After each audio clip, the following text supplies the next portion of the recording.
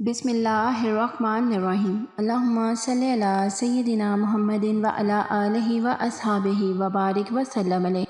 السلام علیکم ورحمۃ اللہ وبرکاتہ۔ آج میں آپ لوگوں کو ذو الحجہ کے پہلے جمعے کی عبادت کے بارے میں بتاؤں گی کہ آپ ذو الحجہ کے جمعے والے دن کون سی نوافل ادا کریں گے اور اس کی کیا فضیلت ہے اور اس کا کیا ثواب ہے۔ ذو الحجہ کا مہینہ تمام امت مسلمہ کے لیے ایک بہت بڑی رحمت ہے۔ یہ تمام مہینوں میں سے حرمت والا مہینہ ہے۔ حضرت عمر فاروق رضی اللہ تعالیٰ عنہ نے ذو الحجہ کے مہینے میں ہی اسلام قبول کیا اور آپ رضی اللہ تعالیٰ عنہ کی شہادت بھی اسی مہینے میں ہوئی۔ حضرت عثمان غنی رضی اللہ تعالیٰ عنہ کی شہادت بھی ذو الحجہ کے مہینے کے موقع پر ہی ہوئی۔ ذو الحجہ کے مہینے کے 10 دنوں کی فضیلت بہت زیادہ ہے۔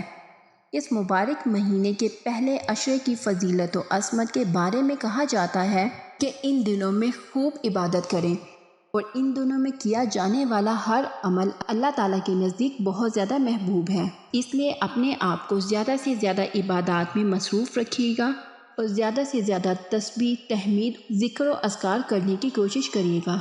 جو کوئی ذو الحجہ کے مہینے میں جمعے والے دن 6 رکعت نماز اس طرح پڑھے کہ ہر رکعت میں سورہ فاتحہ کے بعد سورہ اخلاص 15 بار پڑھے اور بعد سلام 10 بار پڑھے، لا الہ الا اللہ المالک الحق المبین، اور اول و آخر 11 مرتبہ درود پاک پڑھ کر نماز کی قبولیت اور بخشش گناہ کے لیے اللہ تعالیٰ سے دعا مانگے، انشاءاللہ تعالیٰ اللہ تعالیٰ اپنی قدرت کاملہ سے اس نماز پڑھنے والے کو اس کے گناہ معاف فرما کر داخل بہشت فرمائے گا۔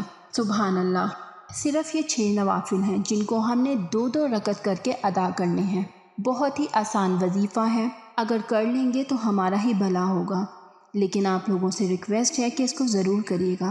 کیا پتہ ہمیں دوبارہ یہ دن نصیب ہو یا نہ ہو، کیونکہ زندگی موت تو صرف اس پاک ذات کے ہاتھ میں ہے۔ اس لیے یہ مت سوچیے گا کہ ہم یہ کل کرتے ہیں یا پرسوں کرتے ہیں، اس کو کر جائیے گا، اس میں کچھ زیادہ ٹائم نہیں لگے گا۔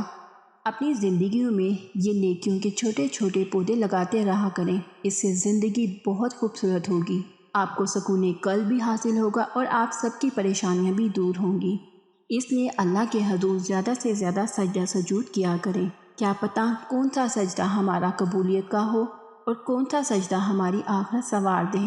اللہ ہم سب کی عبادات کو قبول کرے، ہمارے ذکر و اذکار کو قبول کرے اور سورہ واقعہ کے صدقے سب کے گھروں میں رزق عطا فرمائے اور سورہ رحمان کے صدقے تمام بیماروں کو شفائے کاملہ عطا فرمائے۔